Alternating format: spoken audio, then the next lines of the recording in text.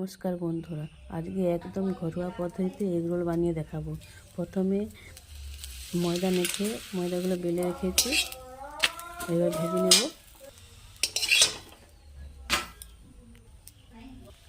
ভাজা হয়ে গেছে, সবগুলো ভাজা হয়ে গেছে। এবার পেঁয়াজ কুচি, লঙ্কা কুচি, ধনেপাতা কুচি, শসা কুচি আগে থেকে কেটে রেখেছি।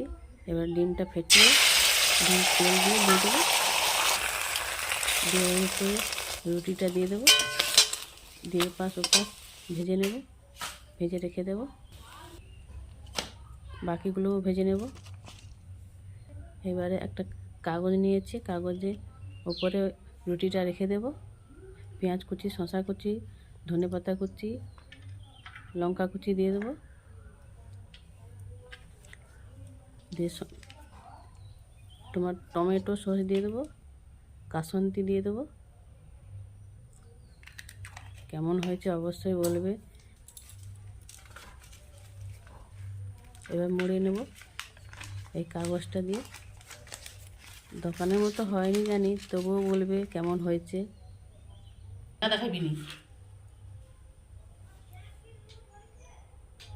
একটা হয়ে গেছে, দুটো হয়ে গেল, বাকি সবগুলোই হয়ে গেছে। কেমন হয়েছে অবশ্যই জানাবে। আমার ভিডিও যদি ভালো লাগে অবশ্যই লাইক কমেন্ট করে সাথে থাকবে। নমস্কার, সবাই ভালো থেকো, টাটা।